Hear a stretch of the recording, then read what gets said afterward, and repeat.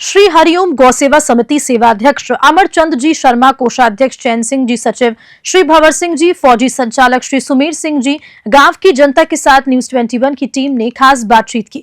इस अवसर पर उन्होंने गौशाला में हुए निर्माण कार्य और भामाशाहों द्वारा किए गए योगदान पर चर्चा की। उन्होंने बताया कि सर्दी के मौसम को ध्यान में रखते हुए गौवंश के लिए तरपाल की व्यवस्था की गई है। इसके अलावा राजस्थान के मुख्यमंत्री भजनलाल शर्मा को गौशाला में अनुदान बढ़ाने के लिए धन्यवाद दिया गया। समिति ने यह भी अनुरोध किया कि बीजेपी सरकार के तहत गौशाला को 12 महीने का अनुदान मिले ताकि गौवंश के हरे चारे की समस्या का समाधान किया जा सके।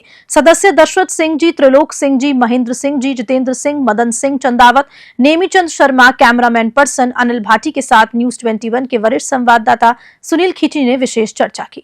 नमस्कार, आप देख रहे हैं न्यूज 21 और मैं आपके साथ सुनील खींची। दोस्तों, लगातार नागौर जिले की समस्त जो गौशालाएं हैं उसका भ्रमण हो रहा है। किस प्रकार की स्थितियां हैं गौशालाओं को लेकर, किस प्रकार इसमें सरकारी सपोर्ट किस प्रकार आ रहा है, जन सहयोग किस प्रकार आ रहा है, निजी आय किस प्रकार हो रही है। और विशेष तौर से मैं बताना चाहूँगा कि जो नागौर जिले की समस्त गौशालाएं हैं, यहाँ हर गांव के अंदर छोटी बड़ी गौशालाएं आपको देखने को मिल जाएगी, क्योंकि नागौर जिला समस्त वर्ल्ड के अंदर सबसे फेमस है गौ माता की सेवा करने में। क्योंकि यहाँ हर गांव के अंदर, हर ढाणी के अंदर आपको गौशाला देखने को मिल जाएगी। और सबसे बड़ी जो विश्वसनीय गौ सेवा समिति है वो भी यहाँ नागौर के अंदर स्थापित है। तो आइए जानते हैं, श्री हरिओम गौ सेवा समिति के अंदर आज सेवा के अंदर पहुँचे हुए थे और यहाँ हमारी जो कार्यकारिणी टीम है वो जुड़ी हुई है। तो आज हरिओम गौ सेवा समिति के अंदर किस प्रकार की व्यवस्थाएं हैं, किस प्रकार मुद्दे मसले और किस प्रकार की समस्याएं हो रही है।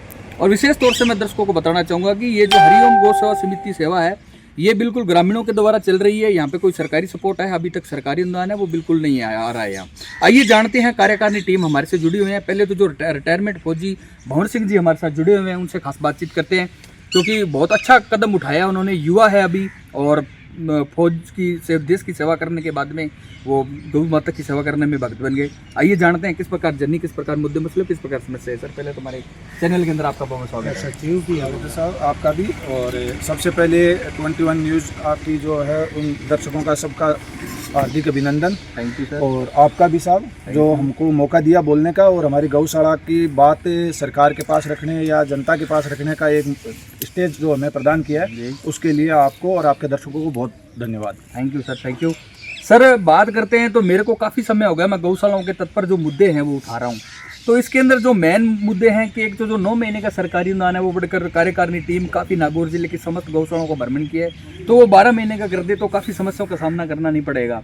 उसके बाद में बिजली, लाइट, पानी की निकासी, जो पेयजल की व्यवस्थाएं हैं वो MLMP कोटे से होनी चाहिए, क्योंकि आपको जो 9 महीने का सरकारी अनुदान 22 रुपये और जो 44 रुपये दे रहे हैं तो वो चारे के लिए पर्याप्त मात्रा में होता है। तो इसको अगर MLMP कोटे या गौशालाओं के अंदर पट्टा निर्माण कर दे तो काफ़ी समस्याओं का सामना नहीं करना पड़ेगा। क्या कहना चाहोगे साहब? जो आप कह रहे हो ये सही है साहब। एक जो गौ माता है उसका खर्च जो 40 रुपये या 44 रुपये में दिन भर का नहीं पूरा होता है। वो एक टाइम में, मतलब 3 टाइम उसका खाना होता है, चारा होता है, 2 टाइम आप मान के चलो साहब। तो 2 टाइम के अंदर ये आधा टाइम का भी मतलब गवर्नमेंट है जो पे नहीं कर रही है।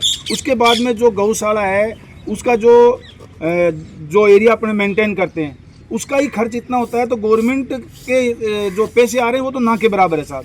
एक गौ माता, एक गौवंश के लिए आप कम से कम यदि गवर्नमेंट है 100 से 125 रुपये यदि रखे तो उसके अंदर उसका लालन पालन सही से हो सकता है। दूसरा सर, गवर्नमेंट का जो मेरे को सबसे बड़ी जो कमी लग रही है, जो मैं महसूस कर रहा हूँ, जो सेवा गांव हमारा, इसके अंदर जो हम लोग जो अभी ग्राउंड के अंदर जो चीज़ देख रहे हैं उसके अंदर होता है कि सर गवर्नमेंट जो मैंने अभी रजिस्ट्रेशन करवाया है तो गवर्नमेंट जो चीज़ें मांग रही है वो काफ़ी, मतलब जैसे ज़मीन है तो ज़मीन हम खुद खरीद के दें, है ना, तो वो गवर्नमेंट से मिलनी चाहिए। या कोई सरकारी ज़मीनें बहुत है, गौचर बहुत छोटी हुई है। हमारे बूढ़े बुजुर्ग जो जितने भी जो लोग थे, हमारे पुराने जो थे जिनके मार्गदर्शकों पे हम चल रहे हैं, उन लोगों की इतनी दान की हुई ज़मीन है, जो हमारी ज़मीन है, जो आज गौशाला के लिए नहीं दे पाती है गवर्नमेंट या MLA कोटे से वो नहीं दे रहे हैं। तो ये तो बहुत एक शोचनीय चीज़ जो है, उनको देनी चाहिए ये चीज़। यदि ये चीज़ दे दे तो गौ माता की स्थिति है जो अभी जो है उससे और ज़्यादा सुधार आ सकता है साहब इसके अंदर। और ये चीज़ क्या होता है कि अभी हर एक गांव के अंदर हर व्यक्ति की जो परिस्थितियाँ होती है वो एक जैसी नहीं होती है, वो इतना पेमेंट नहीं कर पाता आज, है ना। इस युग के अंदर, आधुनिक युग के अंदर हर आदमी का खर्चा चलाना मुश्किल हो गया है ना। हर बच्चा चाहता है कि मेरे पास मोबाइल होना चाहिए, वो होना चाहिए, तो वो दान नहीं दे पाता। वो अपनी पारिवारिक जो आर्थिक जरूरतें हैं वो ज़्यादा बढ़ चुकी है, वो पूरी नहीं कर जा रहे हैं। हाँ, तो वो गौशाला को कैसे, मतलब गायों के लिए कैसे दे देगा? पहले तो आप सपोज करो कि आदमी अपना देखेगा फिर दान करेगा, तो आज 2 बीघा जमीन या 1.5 बीघा जमीन तो 2 लाख रुपए से तो नीचे मतलब बीघा से हिसाब से आती नहीं है साहब। तो वो पैसे कहाँ से आएंगे? फिर गायों की स्थिति गवर्नमेंट बोल रही है कि भाई गाय की स्थिति है जो सुधारनी है, गायों की देख रेख करनी है, तो कैसे हो पाएगी साहब? तो वो तो पैसा कम से कम गवर्नमेंट को एक तो जगह का पेमेंट करना चाहिए और उसके बाद में इसका जो मेंटेनेंस कितना आता है, जैसे बिजली बिल हो गया, पानी का हो गया, है ना, और कई चीज़ें होती है, निर्माण हो गया, है ना, तो इनका मेंटेनेंस कैसे चल रहा है? सर मैं एक बात और कहना चाहूँगा, जैसे एमएलए MP को जिला प्रमुख प्रधान है, तो आपको सपोर्ट करते हैं? अभी तक किसी प्रकार का कोई सपोर्ट नहीं साहब, कोई सपोर्ट नहीं हुआ हमको।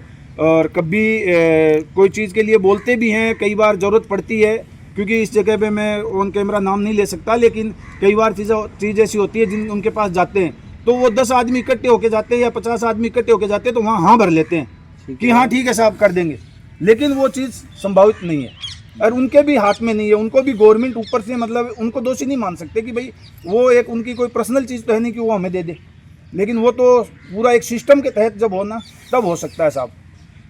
तो विशेष तौर से मैं जो सुपका के जो श्री गोपाल गौ सेवा समिति के सचिव हैं वो भी हमारे साथ जुड़े हुए हैं, उनसे भी खास बातचीत करते हैं क्योंकि उनको जो काफ़ी नॉलेज है गौशालाओं को लेकर, उनसे भी बातचीत करते हैं कि डीडवाना, कुचामन और नागौर जिले की जो समस्त गौशालाएं हैं उसमें किस प्रकार की स्थितियां हैं, किस प्रकार मुद्दे मसले हैं और किस प्रकार की समस्याएं आ रही। सर पहले तो हमारे चैनल के अंदर आपका स्वागत है। बहुत बहुत धन्यवाद सर। Thank you sir. आप भी अगर यहाँ आए हो उसके लिए भी हम आपको धन्यवाद देते हैं।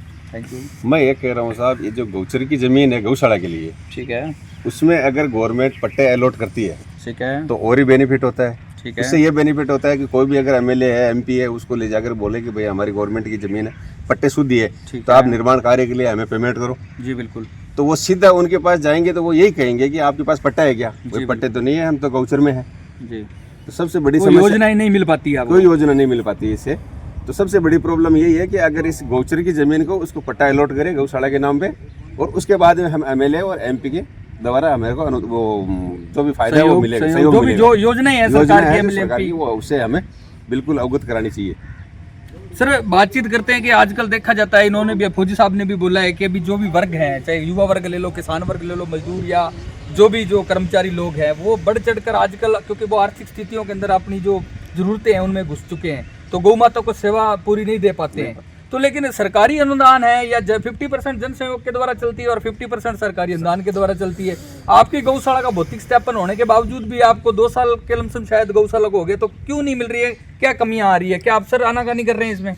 नहीं, हमारी गौशाला को आज 15 साल हो गई साहब। अच्छा। पहले पंचायत से मिलते थे, लाख रुपये मिलते थे ठीक है। सालाना। अभी जो इसने डिवाइड कर दिया 9 महीने के हिसाब से, तो अभी अनुदान तो मिल रहा है, अनुदान में कोई दिक्कत नहीं है, लेकिन रेटें कम है। गायें आज हमारे पास 300 साढ़े 300 गाय है, उसके अनुसार पैसे नहीं मिल रहे।